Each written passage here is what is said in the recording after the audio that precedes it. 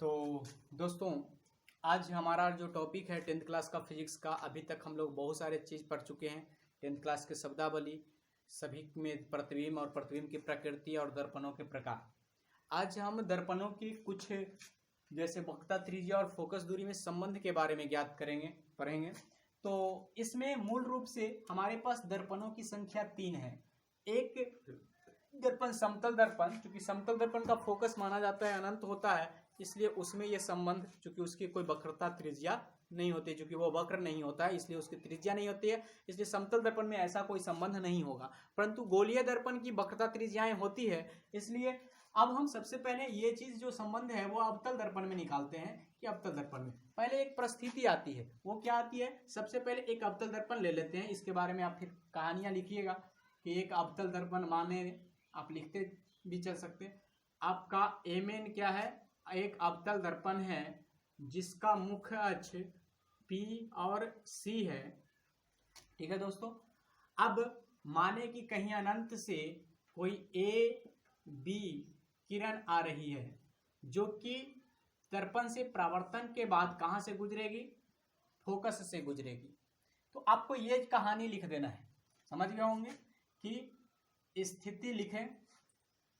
सबसे पहले तो यहां पे ये लिख दें कि सिद्ध करना है कि F बराबर R/2। कभी कभी इस रूप में भी आपसे पूछा जाएगा कि F बराबर R/, इस फोकस दूरी को स्मॉल में लिखते हैं, F बराबर R/2, या कहीं कहीं इसको आपको इस रूप में लिखा जाएगा इसके कि R बराबर बताइए 2F। दोनों में से किसी को प्रूव करना। तो ऐसे भी क्वेश्चन हो सकता है, ऐसे भी क्वेश्चन हो सकता है। तो आपको चाहे क्वेश्चन कुछ भी हो, आपको बनाना है। आप लिखिएगा यहाँ परमान सबसे पहले, और क्या कीजिएगा, इस कहानी को लिखिएगा कि यहाँ Mn एक अवतल दर्पण है जिसका वक्रता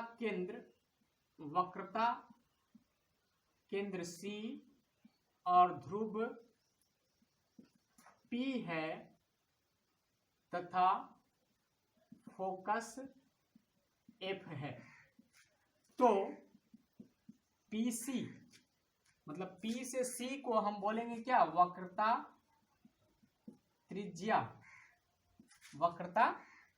त्रिज्या, और जिसको किससे डिनोटेट करेंगे? R से। और PF हमारा क्या हो जाएगा? फोकस दूरी, जिसको हम किससे डिनोटेट करेंगे? F से। अब यहां पे लिखेंगे माना या AB किरण जो है वो दर्पण से परावर्तन के बाद कहां से जाती है? तो F से गुजरती है, मतलब फोकस से गुजरती है। अब यहां पे एक आपको रचना करना पड़ेगा। ये रचना क्या होगा? इस रचना को आप कैसे करेंगे कि B से C को मिलाया, B से C को मिलाया। अब B से अगर C को हमने क्या कर दिया दोस्तों? हमने B से C को मिलाया। अब यहां पे चूंकि हम जानते हैं जो केंद्र से गुजरती है वो क्या होता है? अभी लंब होता है। तो केंद्र से गुजरने वाली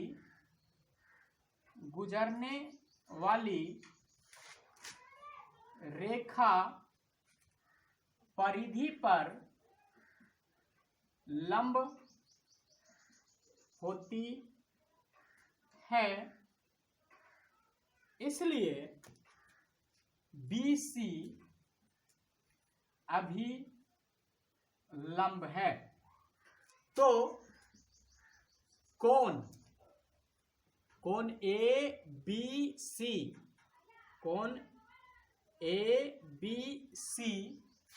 बराबर होगा दोस्तों कोण FBC के। कोण FBC के किस नियम से? चूंकि ये आपतित किरण है और ये परावर्तित किरण है, तो ये आपतन कोण हो गया और ये परावर्तन कोण हो गया, और परावर्तन के नियम से हम इन दोनों कोणों को, चूंकि ये कोण आई है और ये कोण आर है, परावर्तन के नियम से हम बराबर लिख सकते हैं इन दोनों को। अब देखें, ये समानांतर रेखा है, चूंकि ए बी समानांतर है पीसी के, तथा बीसी तिर्यक रेखा है, तो समानांतर कोण युग्म से, समानांतर कोण युग्म से कोण ए बी सी बराबर होगा, मतलब ये वाला कोण बराबर होगा इस कोण के बी सी एफ के, कोण बी सी एफ के। अब अगर इसको हम समीकरण फर्स्ट मानते और इसको सेकंड मानते, तो अब तुम देखो ये भी ए बी सी के बराबर और ये भी ए बी सी के बराबर, तो इक्वलेट के नियम से हम क्या कर सकते हैं कि ये दोनों भी आपस में क्या होगा, बराबर होगा। तो आगे आप इस चीज को हो सके तो स्क्रीनशॉट ले लें, या तो इस चीज को आप क्या करें, लिख लें।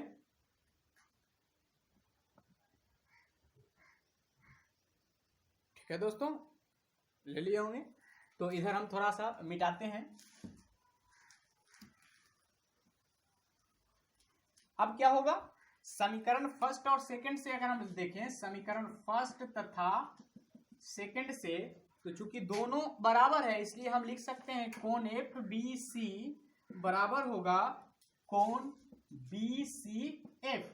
अब जैसे ही ये दोनों कोण बराबर होगा दोस्तों, बी सी एफ बराबर होगा, मतलब यह कोण इस कोण के बराबर हो गया, बी सी एफ मतलब ये वाला कोण, और क्या कहता है एफ बी सी मतलब ये वाला कोण। तो त्रिभुज बी सी एफ में, चूंकि त्रिभुज बी सी एफ में ये दो कोण बराबर है, तो हम लिख सकते हैं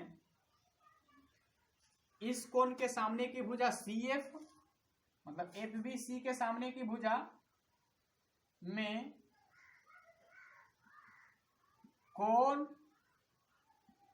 भुजा अनुपातिकता प्रमेय से, और ये प्रमेय क्या कहता है, ये प्रमेय कहता है कि किसी त्रिभुज में अगर दो कोण बराबर हो तो उनके सम्मुख भुजा भी क्या होंगे, बराबर होंगे। तो उस नियम से, यानी त्रिभुज के कोण अगर बराबर होंगे तो भुजाएं बराबर होंगे। तो इस नियम से हम लिख सकते हैं कि एफ बी सी के सामने की भुजा सी एफ और बी सी एफ के सामने की भुजा बी एफ, मतलब बी एफ बराबर क्या हो गया, सी एफ। तो ये दोनों बराबर हो गया। अगर एम एन का द्वारक छोटा हो, क्या हो, छोटा हो, बहुत छोटा हो, एम एन का द्वारक जो हो बहुत छोटा हो, मतलब ये वाला चीज बहुत छोटा हो, ये बी बहुत नजदीक हो, या कह सकते हैं कि बी पी के काफी नजदीक हो, बी पी के काफी, तो काफी नजदीक होगा। तो ये देखो, ये धीरे धीरे ये जो बी एफ है ये किसके बराबर हो जाएगा, ये चूंकि नीचे आएगा तो ये किसके बराबर हो जाएगा, पी एफ के। तो बी एफ बराबर हो जाएगा किसके, पी एफ के। अब तुम जरा सोचो, बी एफ सी एफ के भी बराबर और बी एफ पी एफ की बराबर, तो इसको अगर समीकरण थर्ड मान लें और इसको समीकरण फोर मान लें, क्योंकि पहले से ही दो समीकरण माने हुए थे, तो समीकरण थर्ड तथा फोर से हम क्या लिख सकते हैं दोस्तों, हम लिख सकते हैं सी एफ बराबर पी एफ, सी एफ बराबर पी एफ।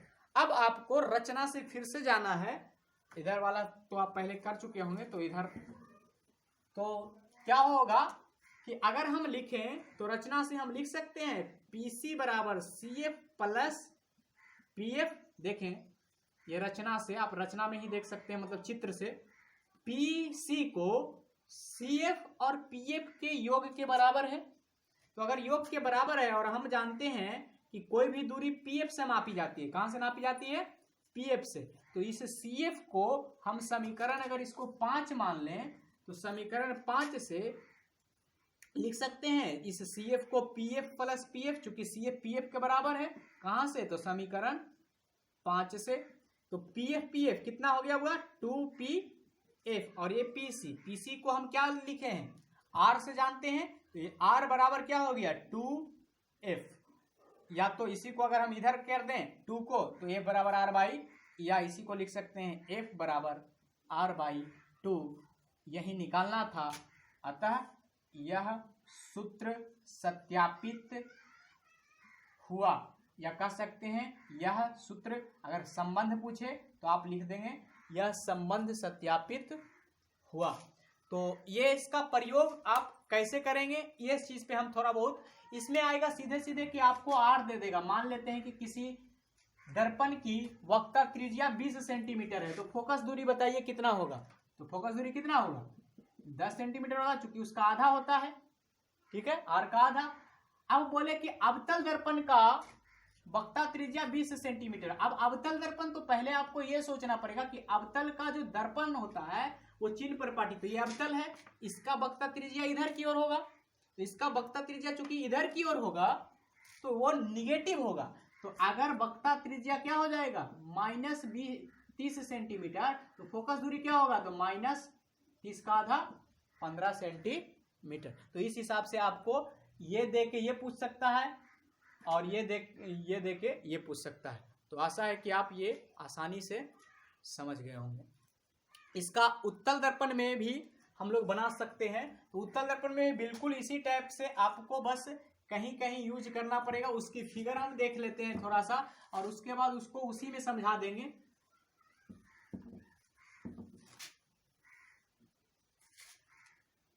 उत्तल दर्पण में भी ये लागू होता है दोस्तों, उत्तल दर्पण में। तो उत्तल दर्पण का फिगर कैसा होगा? ये हो गया हमारा कौन सा दर्पण? उभरा तल, मतलब उठा तल यानी उत्तल। तो ये हमारा क्या हो गया? इसकी वक्र त्रिज्या इधर होगी, वक्ता केंद्र इधर फोकस होगा, और ये क्या होगा? ये अनंत से आया और इधर हम लेंगे, तो इसकी फिगर ऐसे बनेगी दोस्तों, ठीक है। और अब हम केंद्र से लेंगे, तो केंद्र से जब मिलाएंगे तो ये लंब होगा, अभिलंब, तो अभिलंब इसका ऐसे चल जाएगा। तो ये हमारा हो जाएगा I और ये हमारा हो जाएगा R। अब देखिए शीर्षाभिमुख कोण होने से ये R है तो ये भी R हो जाएगा, और ये I है तो ये भी I हो जाएगा, क्योंकि तिर्यक रेखा, तो ये भी I हो जाएगा। थोड़ा सा हम समझा देते हैं, तो और आप खुद से ट्राई करिएगा, लैंग्वेज लिखिएगा। तो क्या हो जाएगा? ये R हो गया, और I R परावर्तन के नियम से बराबर होता है, मतलब ये कोण इस कोण के क्या हो गया? बराबर हो गया। और किसी त्रिभुज में क्या होता है? कोण बराबर तो भुजा बराबर, तो इस कोण के सामने की भुजा ये वाला और इस कोण के सामने की भुजा ये वाला, ये दोनों आपस में बराबर हो जाएगा। अगर ये छोटा होता तो वही चीज होता, ये सबसे नीचे आ जाता, ये नीचे आके क्या हो जाता? जो BF होता वो PF के बराबर होता, और बाकी सारा कहानी नीचे का बिल्कुल सेम चलता है। बस आपको यहाँ पे ये दोनों कोण को बराबर करने के वक्त थोड़ा सा अंतर है कि ये किस कोण के, तो ये हो गया आपका संगत कोण के कारण बराबर, और ये हो गया शीर्षाभिमुख कोण के बराबर, और ये दोनों हो गया परावर्तन के नियम से। और जैसे ही ये दोनों बराबर, क्योंकि ये इसके बराबर ये इसके बराबर, मतलब ये दोनों बराबर, और बस उसके बाद तो बाकी कहानी सेम है। तो इसमें भी क्या हो जाएगा? F बराबर R/2। यहाँ पे एक बात और ध्यान देने वाली बात है कि उत्तल दर्पण का जो होता है वो पीछे होता है, और इधर की दूरियां सारे के सारे क्या होता है? अगर यहाँ पे हम मूल बिंदु मान लें तो इधर की दूरियां क्या होती है? पॉजिटिव होती है। तो उत्तल दर्पण की फोकस दूरी धनात्मक होती है, और अवतल दर्पण की फोकस दूरी ऋणात्मक होती है। तो यहां से एक प्रश्न और भी आएगा, वो आता है उत्तल और अवतल में अंतर। तो अब हम उत्तल और अवतल में अंतर पढ़ने के लायक हो चुके हैं दोस्तों। तो चलिए देखते हैं उत्तल दर्पण और अवतल दर्पण। पहले हम अवतल लिखते हैं और इधर लिखते हैं उत्तल। दर्पण में क्या अंतर है? अवतल दर्पण का क्या होता है? जो परावर्तक सतह होता है वो धसा होता है। उत्तल दर्पण का क्या होता है? उठा होता है। हम लोग देखें अवतल दर्पण सभी प्रकार का प्रतिबिंब बनाता है, सभी प्रकार का प्रतिबिंब बनाता है, जबकि उत्तल दर्पण क्या होता है? केवल आभासी प्रतिबिंब बनाता है। ये सभी प्रकार का और ये सभी आकार का प्रतिबिंब बनाता है, मतलब छोटा बड़ा सब बनाता है, जबकि ये क्या करता है, केवल और केवल छोटा बनाता है। इसकी फोकस दूरी क्या होती है, पॉजिटिव होती है, और इसकी फोकस दूरी क्या होती है, भलो इसकी फोकस दूरी, अवतल की फोकस दूरी निगेटिव होती है और उत्तल की फोकस दूरी पॉजिटिव होती है। अगर इसकी हम बात करें वक्ता त्रिज्या की, तो जैसी फोकस दूरी वैसा ही वक्ता त्रिज्या, तो इसकी वक्ता त्रिज्या आर का मान क्या होगा, निगेटिव होगा, इसकी आर का मान क्या होगा, पॉजिटिव होगा। आप समझ गए होंगे। जनरली तौर पे चूंकि ये आभासी बनाता है, तो आभासी प्रतिबिंब हमेशा पीछे बनता है, तो इसकी जो भी होगा ये हमेशा प्लस में होगा। क्योंकि ये दोनों बनाता है इसलिए इसका भी प्लस भी हो सकता है, माइनस भी हो सकता है। ठीक है, क्योंकि ये अगर माइनस हुआ तो मतलब वास्तविक बनाया, प्लस हुआ तो मतलब काल्पनिक बनाया। तो ठीक है दोस्तों, अगली बार हम लोग दर्पण सूत्र के साथ आएंगे और उसके बाद हम लोग आवर्धन सूत्र करेंगे और तब आपका कुछ न्यूमेरिकल पार्ट होगा। गुड लक दोस्तों, फिर मिलेंगे।